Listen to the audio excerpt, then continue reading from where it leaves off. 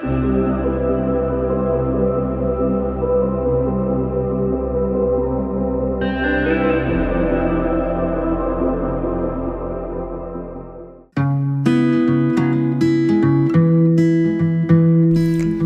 a 20 years old tank. I bought this to be used as a marine tank. I bought this tank for $60 or 900,000 Indonesian rupiah back then. It has side sound filter. This tank have gone through a lot of setup. This is an on-off hobby throughout my life. For the base substrate, I used 5 cm thick dirt or soil garden, mixed with garden compost with 5:1 ratio, 5 dirt and 1 compost. On top of it, I used crushed lava rock sand, about 4 cm thick. As for the mechanical filter, I used combination of white dacron, sponge, and biofoam. For the biological filter, I used pumice stones and some coral reef to add some calcium in the water to help shrimps molt better. Pumice stones is way cheaper than biorings, and it performs better as the beneficial bacterial house than the biorings. Pumice stone costs $1.6 or 25,000 Indonesian rupiah for 4 kilograms, while bioring costs $2.3 or 35,000 Indonesian rupiah for 1 kilograms. I placed this tank on my porch, which in day, half front of the tank receive a direct sunlight, while the back of the tank not having enough light, which is why I added 2 additional LED lights to help the back area get enough light. This is a custom 60 watt DIY light I bought for $27 or 395,000 Indonesian rupiah. For the plants, I use mostly stem plants in this tank, which ideally require additional CO2 injection, which I don't have. I use low light plants on the back, since the back of the tank receives less light in my case.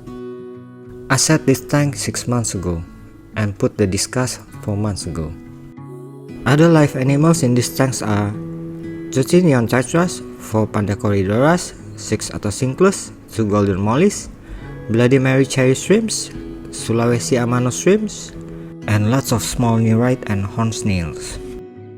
That's a bumblebee horn snail cleaning the glass. That's the corridoras cleaning leftover food. A pair of balloon golden mollies, and their babies. This tank is far from ideal, and very challenging to maintain and control it, due to its place on a semi-outdoor, because I can't control the sunlight.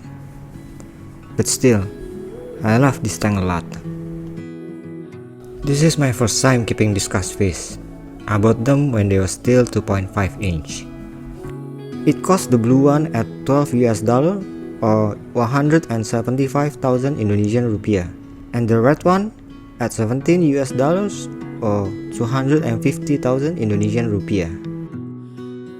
Sometimes I feed them with my hands like this. Without additional CO2 injection, the plants will be thin like mine. The colors will not come out, and you'll have low success rate, but yes you can. Since I don't use additional CO2 injection, I intentionally keep the water surface level high to prevent any waterfall to the side sound filter. It's meant to minimize any water surface agitation or any water ripple that will increase CO2 in the water releasing to the air. Why don't I use additional aerator for oxygen? The plants produce way enough oxygen for the fish in this tank for the whole day. Why dirt and not aqua soil? Dirt is cheap and aqua soil is expensive. Which one's better? Aqua soil is easier to use and have a better planting success rate, but expensive. After done with the water cycling in the first month, I don't do any water change. Just adding water due to evaporation regularly, and cleaning the side sound filter once a month, and change the water in the side sound filter. If you live in 4 seasons, you'll need a heater for sure, and keeping them on your outdoor porch is not a good idea.